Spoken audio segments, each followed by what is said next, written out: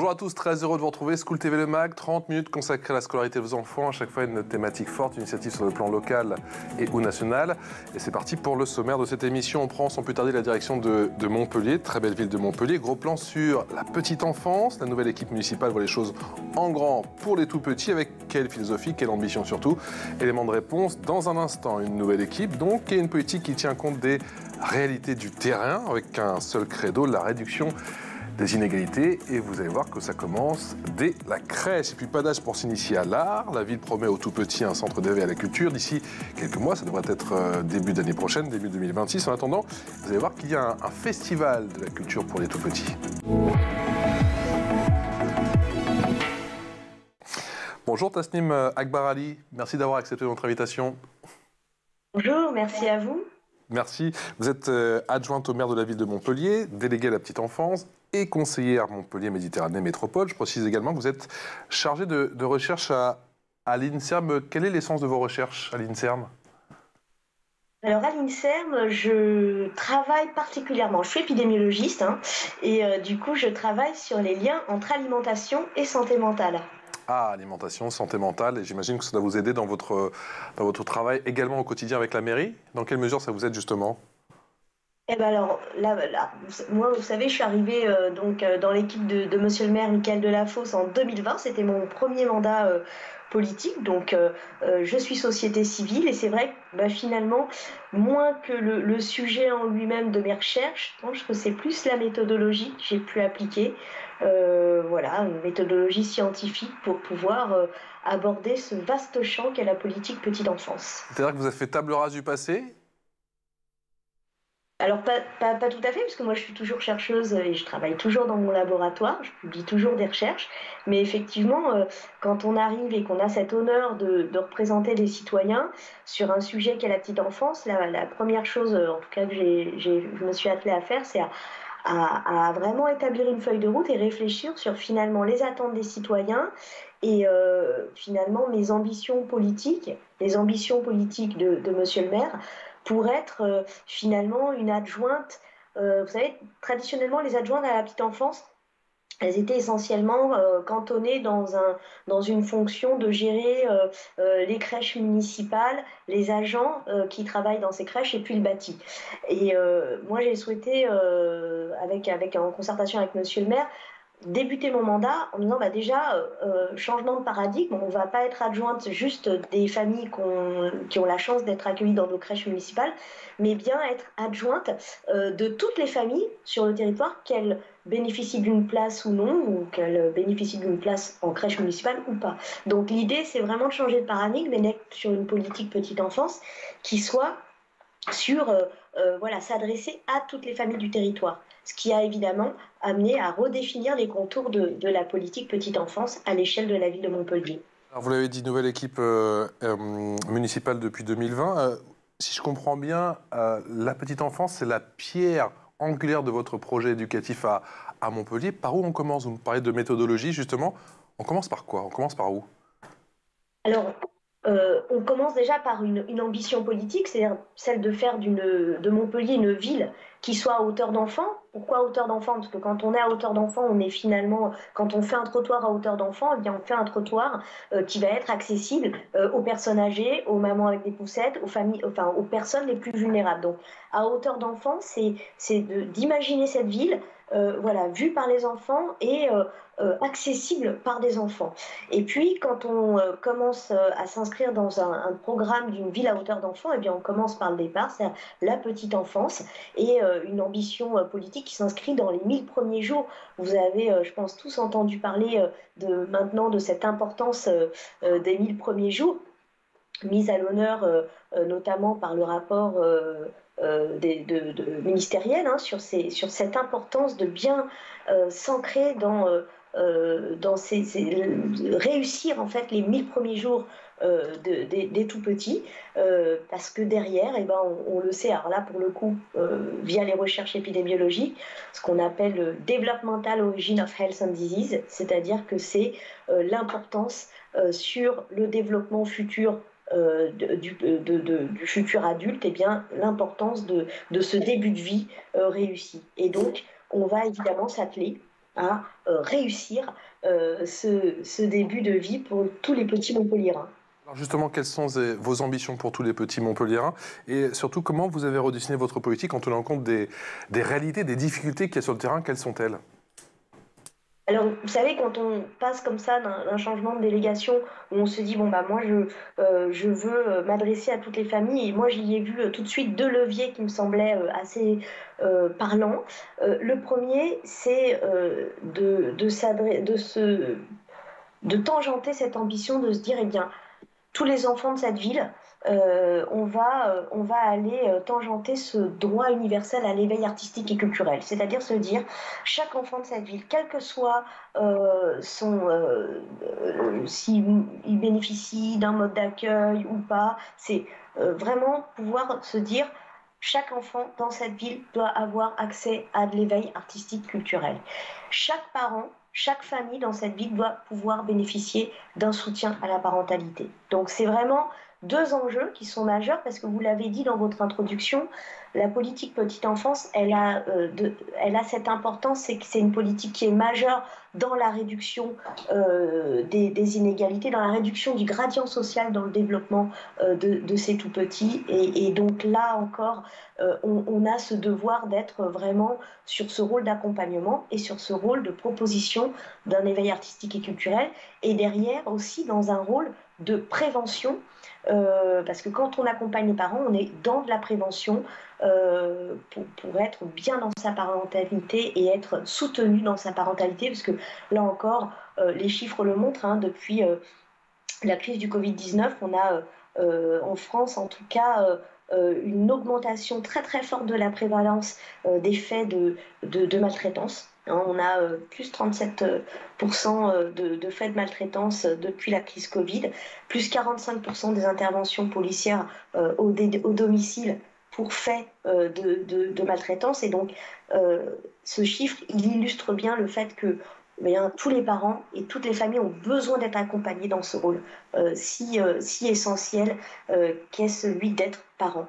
Donc voilà, vraiment un investissement là-dessus. Et puis un deuxième investissement qui est extrêmement important, c'est que cette politique petite enfance, elle a cette particularité d'être une politique vraiment en mise en avant quand on veut lutter contre les inégalités entre les femmes et les hommes.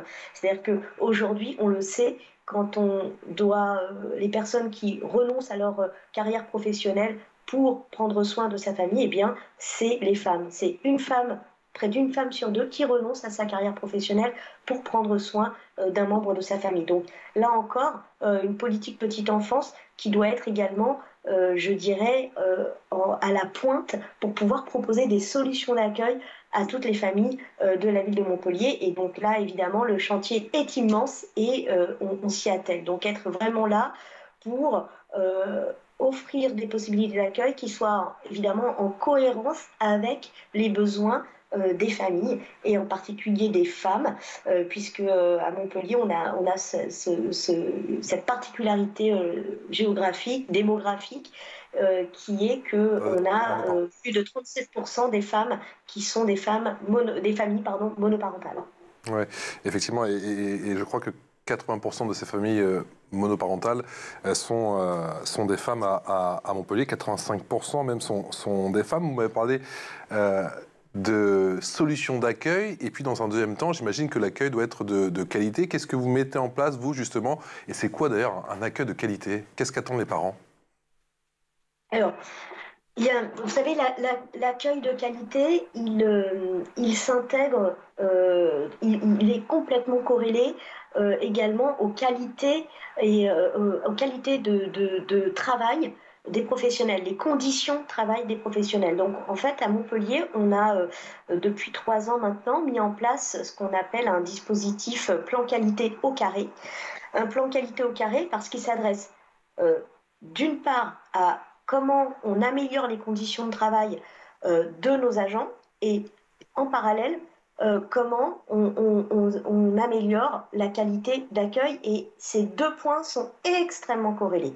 Donc quand on a des crèches dans lesquelles on va mettre du projet pédagogique, ce qui remet du sens pour les professionnels. Parce que, encore une fois, moi j'ai pris mes fonctions en 2020, en pleine crise Covid, où on a eu beaucoup de protocoles suite à cette crise sanitaire. Donc, évidemment, on ne remet pas du tout en question, mais c'est des protocoles qu'on a dû adopter et qui, effectivement, on était vraiment dans l'isolement des professionnels. Donc, les professionnels ne pouvaient plus manger ensemble, on n'avait plus de libre circulation des enfants dans la crèche. Et donc, tout ça, il a fallu remettre ces dynamiques en place. Donc, remettre du projet pédagogique, remettre des projets artistiques et culturels au sein des crèches, lutter contre l'usure professionnelle, parce que c'est un métier qui est extrêmement difficile quand on les métiers de petite enfance et les agents, les différents métiers dans les crèches sont des métiers à grande usure professionnelle, et très peu valorisés, pas assez en tout cas. Et donc, il a fallu travailler sur tous ces points-là. Et en parallèle, eh bien, quand on pense qualité d'accueil, eh bien, il faut des agents professionnels qu'on continue à former, de l'analyse de pratiques professionnelles, et puis également des questionnaires de satisfaction aux parents, du matériel adapté. Vous savez, à Montpellier, c'est une ville où il fait très chaud l'été, donc il faut anticiper ces grosses chaleurs, pouvoir permettre des bâtis qui soient de plus en plus adaptés aux conditions météorologiques, donc aux grandes chaleurs, donc végétaliser les cours, remettre de la nature au sein des crèches, donc des cours végétalisés, et remettre le tout petit en connexion avec la nature. Et d'ailleurs, on a une crèche qu'on a refait entièrement dernièrement, où les enfants dorment à l'extérieur. Donc on reprend vraiment les méthodologies et les projets pédagogiques qui sont très appliqués dans les pays du Nord et nous, on a du mal encore à s'en inspirer. Donc il faut voilà, essayer d'aller trouver des pédagogies innovantes qui ont évidemment un sens et qui permettent aux équipes de s'emparer complètement de ces projets et puis de remettre le tout petit au centre des préoccupations de l'accueil. Snim Akbarali, justement, vous me disiez que dans cette crèche, vous évoquiez une crèche où justement les petits faisaient leur sieste à l'extérieur. Les crèches en plein air, c'est une piste que vous pouvez creuser aujourd'hui et peut-être développer plus de crèches en plein air, comme ça se fait dans les pays nordiques? C'est vraiment l'envie. Donc là, on a d'autres villes qui le font de façon qui ont commencé cette expérience depuis plusieurs années. Je vais citer Lyon pour ne citer qu'elle. Et donc à Montpellier, effectivement, on a souhaité expérimenter, enfin plus qu'expérimenter, puisque la crèche est ouverte et que tous les enfants font leur sieste à l'extérieur. Ça fait partie du projet pédagogique de la crèche. Sieste à l'extérieur, connexion avec la nature, tout a été pensé dans la construction pour une libre circulation des tout petits, en toute sécurité bien évidemment, à l'extérieur de la crèche, donc avec un jardin, tout est pensé dans ce sens-là, avec des cabanes, avec des connexions à, non pas des sols pétrochimiques, mais bien des copeaux de bois, remettre cette connexion à l'environnement qui est extrêmement important pour le tout petit dans sa motricité, dans son épanouissement, je dirais, cognitif, mais également d'un point de vue biologique. On sait aujourd'hui l'importance du microbiote puisqu'il se forme entre 0 et 3 ans chez les tout-petits. Et donc, c'est important pour cette diversité microbiotique que les tout-petits puissent avoir justement un accès à différentes matières organiques et pouvoir justement expérimenter tout cela.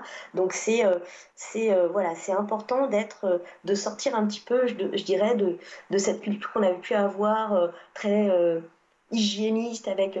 encore une fois, pendant le Covid, des protocoles où il fallait parfois, on nous demandait parfois de javeliser du matériel et des jouets. Je crois qu'on commence à sortir un tout petit peu de cette idée-là. Vous évoquiez tout à l'heure, Montpellier compte près de 40% de familles monoparentales, dont 85% sont des femmes qui élèvent seules un ou plusieurs enfants. La ville a mis en place un dispositif un dispositif qui s'appelle le bouclier social petite enfance. Ça consiste en quoi? Ça marche comment? Alors, Bouclier social petite enfance, qu'est-ce que c'est exactement?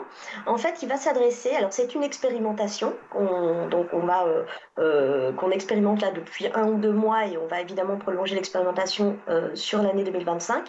L'idée de ce bouclier, c'est de pouvoir s'adresser justement à ces familles monoparentales qui travaillent et souvent qui travaillent avec des horaires atypiques. Donc c'est, vous savez, la caissière à Carrefour, l'infirmière, l'aide-soignante qu'on a tant applaudi pendant la crise Covid, des femmes qui ont des conditions de travail aujourd'hui, pas rare de rencontrer des gens qui travaillent très tôt le matin, très tard le soir, le samedi ou encore le dimanche. Et donc, à ces femmes, ce qu'on leur propose, c'est quand elles ont donc un ou plusieurs enfants, dont un qui est âgé de moins de 3 ans, c'est plutôt que de se dire bon je vais mettre le petit dans une crèche éventuellement horaire atypique et puis les plus grands je les fais garder à droite à gauche, c'est de se dire prenez une garde à domicile, prenez une personne qui va venir chercher vos enfants à l'école, à la crèche, qui va rentrer avec vos enfants, qui va leur faire leurs devoirs, qui va les faire manger, qui va les coucher, donc il y a respect du rythme et du bien-être des enfants d'abord. Et puis, quand cette dame va rentrer de l'EHPAD ou de là où elle travaille, j'avais pris l'EHPAD parce qu'on avait illustré le propos avec un cas fictif, mais qui parle aux gens, qui est donc par exemple une dame qui aurait 3 enfants et qui travaille dans un EHPAD, qui rentre à 21h30 à la fin de sa journée, et bien cette dame, elle rentre chez elle, les enfants sont couchés, il y a un répit, ce fameux répit familial qui est si important. Et aujourd'hui, ce dispositif des gardes à domicile, il est souvent inaccessible financièrement à ces familles. Voilà, si je reprends toujours le cas de cette aide-soignante qui travaillerait en EHPAD, si elle prenait tous les soirs, donc de 18h30 à 21h30, une garde à domicile, ça lui coûterait 740 € sur un salaire qui est souvent d'autour de 1200 €. Donc on voit une aide qui est absolument impossible à solliciter. Avec l'aide de la ville et ce bouclier donc social, petite enfance, eh bien c'est la ville qui prend en charge ces gardes à domicile avec un reste à charge pour la famille qui est vraiment moindre, c'est-à-dire que de 750 on passe à une quarantaine d'euros, donc on voit que ça devient un dispositif qui est accessible et qui permet tout simplement de soulager ces mamans solo qui travaillent et souvent à des horaires qui sont des horaires décalés, des horaires atypiques. Et donc c'est un dispositif qu'on expérimente encore une fois cette année pour voir un petit peu cette expérimentation, qui s'en saisit, comment on peut ensuite derrière, quels sont les horaires qui sont le plus demandés. Voilà, ça demande aussi de pouvoir affiner l'offre. Donc c'est pour ça qu'on parle de dispositif expérimental et puis on regardera, on fera le bilan à la fin de l'année 2025 pour voir un petit peu comment les familles ont pu s'en saisir. Et pouvoir ajuster la mise en place et peut-être aussi les conventions qu'on peut passer avec les entreprises de garde à domicile. Un bel accompagnement, effectivement. Donc c'est pour le moment, expérimentation, c'est pour les 0-3 ans, c'est ça? Alors, c'est pour les femmes qui sont, pour les familles qui sont monoparentales, avec une condition de revenu qui est en dessous d'un QF à 2000 €. Et après, on peut avoir plusieurs enfants. Mais il faut qu'il y en ait au moins un de moins de 3 ans. Puisque la porte d'entrée, c'est vraiment la petite enfance. Mais après, vous pouvez avoir 5 enfants de 0 à 18 ans, mais il en faut un au moins de 3 enfants. Donc il faut toujours des critères pour pouvoir commencer un dispositif. Voilà ces critères-là, mais encore une fois, c'est des choses qu'on va pouvoir réévaluer à la fin du dispositif pour voir si c'était pertinent ou pas. Parce qu'effectivement, il y a beaucoup nombre de femmes qui commencent avant 7h30 du matin et qui terminent après 18h30. Et effectivement, comme chacun le sait, à chaque fois, c'est la course pour aller chercher les enfants. On a parlé en introduction avec vous de l'aspect culturel, de l'aspect artistique. On sait que ça vous tient beaucoup à cœur, effectivement, dans votre très belle ville de Montpellier. Je crois qu'il y a un très beau projet qui doit sortir de terre courant l'année prochaine, courant 2026, c'est ça ? Oui, on est très fiers. C'est un projet de musée et d'un centre d'art et centre d'initiation à de l'éveil artistique et culturel pour les tout petits et pour voilà, une tranche d'âge 0-6 ans. Donc l'idée, c'est un centre qu'on a souhaité imaginer en collaboration avec le Centre Pompidou et on l'a appelé Mille Formes puisque la première édition de Mille Formes, c'est un centre qui a été créé à Clermont-Ferrand. Donc le centre Mille Formes, c'est Clermont-Ferrand qui a effectivement ouvert pour la première fois ce type de centre. Et donc l'idée, c'était à Montpellier de pouvoir voilà, participer à la création d'un deuxième centre d'éveil artistique pour les tout petits. Et donc ça se veut un lieu assez emblématique parce que voilà, il va être ouvert donc pour les 0-6 ans, ouvert aux parents, voilà, et bien sûr de l'interaction avec des artistes, des médiateurs culturels qui vont permettre cette interaction avec les tout petits, les artistes, les parents. Voilà, donc c'est un centre qui va être emblématique dans sa situation sociale, puisqu'il va être au centre de la ville, mais également dans son interaction avec les professionnels de la petite enfance, les artistes qui s'investissent dans l'éveil artistique et culturel.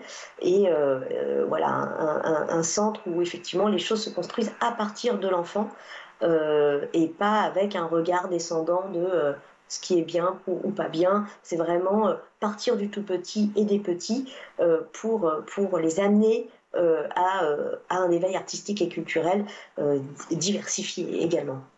Le projet Mille Formes en quelques images et quelques mots avec notamment les précisions de Monsieur le maire, ça donne ça. Montpellier, c'est une ville qui fait le choix de la culture. Et avec le Centre Pompidou, qui est une des grandes institutions nationales de notre pays, au service de son rayonnement culturel, eh bien, nous avons construit un projet qui existe à Clermont-Ferrand et qui nous a semblé très pertinent de réaliser à Montpellier, dans le cadre d'une ville à hauteur d'enfant. C'est de faire un centre d'art contemporain pour les 0-6 ans.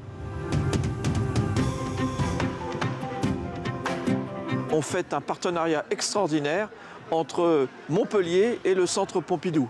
Et ce partenariat, il est dédié à l'éducation artistique pour les jeunes, en créant un lieu fascinant. C'est un lieu gratuit, un lieu créé par une artiste, un lieu magique où se trouvent les différentes fonctions d'un centre culturel. Mille Formes, c'est vraiment une invention extraordinaire parce que c'est de la création en direction des tout-petits.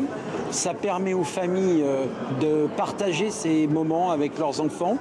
Et pour les enfants, on a pu constater dans tous les champs culturels, arts plastiques, spectacles vivants, lecture, des moments magiques.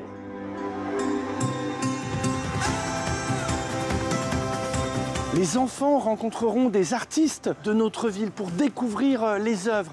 Des œuvres aussi qui viendront du Centre Pompidou et qui sera un grand lieu d'éveil, de sensibilisation à la culture. Montpellier, c'est une ambition pour la culture à tous les âges, pour tous les habitants. Voilà pour les précisions de Monsieur le maire, le jeune maire de Montpellier, 47 ans, Mickaël Delafosse. On va en parler de Monsieur le maire dans un instant, mais avant tout, effectivement, sur ce très beau projet qui, je crois, devrait sortir de terre en février 2026, c'est aussi, on pense à l'art, on pense à la culture, mais j'ai entendu beaucoup parler d'échanges et je pense forcément aux liens intergénérationnels. Oui, alors effectivement, il y a cette envie encore une fois, hein, c'est ce que je vous avais dit tout à l'heure, c'est-à-dire que quand on pense une ville à hauteur d'enfant, c'est une ville, quand on pense à hauteur d'enfant, ce qui est l'éveil artistique culturel qui va être pensé pour les tout petits, évidemment, il va être adapté pour toute la population. Donc nous, on a très envie dans notre centre Mille Formes qui ouvrira donc en février 2026 de pouvoir voir voilà, les grands-parents avec leurs tout-petits, les parents avec leurs petits, parce que ce qui est intéressant, c'est donc c'est des expérimentations qu'on fait déjà, par exemple au musée Fabre dans la ville de Montpellier, qui est un musée emblématique, où on a déjà des visites dédiées aux tout-petits avec leurs parents, leurs grands-parents, les professionnels qui les accompagnent.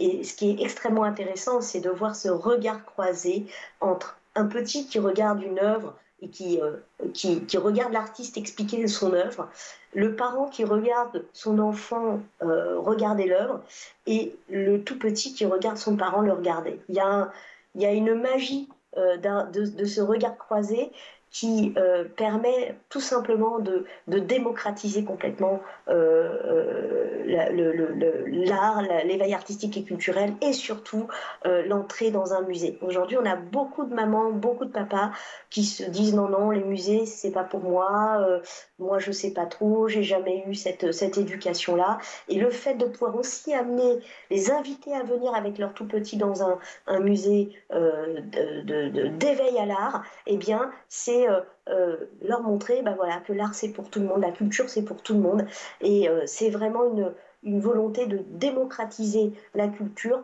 en partant du tout petit et du plus jeune âge. Donc là encore, je pense que ce mille-forme va permettre voilà, une vraie diffusion de l'éveil artistique et culturel, un vrai droit universel pour tous et toutes à l'éveil artistique et culturel, quel que soit son âge. Et voilà, c'est un musée qui se veut également très inclusif, et on va évidemment aussi aller hors les murs de ce musée, c'est-à-dire qu'on va aller aussi vers les populations pour aller les emmener avec nous dans ce centre mille-formes. Donc l'idée, c'est vraiment d'en faire un musée qui parle à tout le monde et dans tous les quartiers, et qui soit évidemment desservi d'une manière exceptionnelle pour que tout le monde puisse s'y rendre. Vous savez qu'à Montpellier, les transports sont gratuits, donc voilà, on sera sur un centre d'éveil artistique gratuit, où on pourra s'y rendre gratuitement, facilement. Donc voilà, et on sera accueillis. On aura également toute une programmation de conférences pour du soutien à la parentalité, pour pouvoir échanger sur le rôle de parent, les questions qu'on peut se poser quand on est parent. Et donc on aura également toute une partie dédiée à ça. Et puis voilà, le centre vraiment, il faudra absolument venir. Je vous invite le jour de l'inauguration parce que ça va être magnifique. Avec plaisir. Tasnim Ekbarali, on a entendu effectivement les mots très forts et toute l'énergie de votre mère. On sait, beaucoup d'énergie, beaucoup d'idées. Ça fait 4 ans, alors c'est peut-être pas encore l'heure du bilan, mais sur un projet comme ça, ou sur des thèmes comme ça qui font consensus, quand on parle de la petite enfance, ça a été facilement accepté, effectivement, par les Montpelliérains.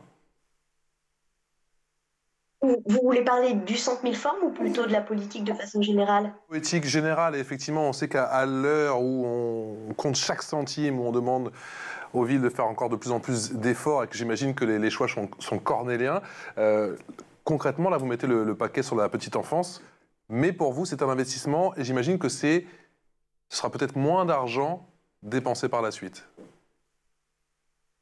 Oui, vous savez, moi, quand vous me posez cette question, je pense à une phrase qu'avait repris Jean Epstein dans une préface d'un livre, qui est la petite enfance dans la cour des grands, si je ne me trompe pas.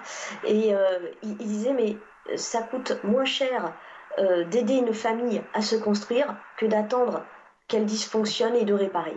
Et le projet, c'est ça, c'est de se dire, quand on met les moyens pour les tout-petits, pour l'éducation, pour l'enfance de façon générale, et bien derrière, c'est des adultes qui vont aller bien. C'est des adultes qui vont avoir des habiletés sociales, qui vont avoir cette facilité, cette confiance qui va permettre bien, de pouvoir voilà, vivre facilement avec les autres. Donc c'est un investissement d'avenir, mais qui est indéniable, et que personne d'ailleurs, qui est indiscutable. J'ai un chiffre, moi, que j'aime bien rappeler. Alors là, c'est évidemment ma casquette un peu santé publique, mais je suis tombée sur un chiffre qui m'avait beaucoup étonnée. Un enfant qui a grandi dans un environnement sécurisé sera 2 à 6 fois moins fréquemment hospitalisé au cours de sa vie adulte.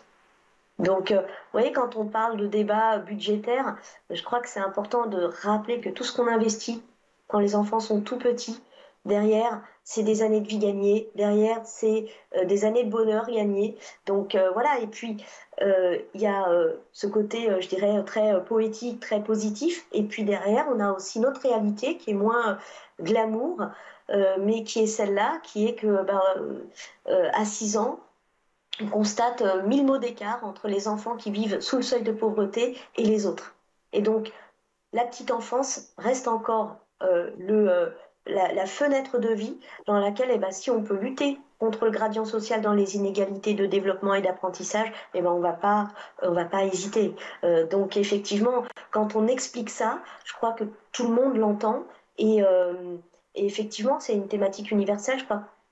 Quelle que soit sa position politique, quand on a des enfants, on a envie qu'ils vivent bien, et quand on a des enfants dans une ville, ben on a envie qu'ils soient heureux, qu'ils soient en sécurité, parce que c'est ça le bonheur, quoi. C'est une ville où les enfants sont bien. Compris. En tout cas, il faut penser investissement et pas forcément coût, parce qu'il y en a beaucoup qui le pensent effectivement. Et j'ai entendu également ville à hauteur d'enfant. Ça, je sais que vous y tenez également.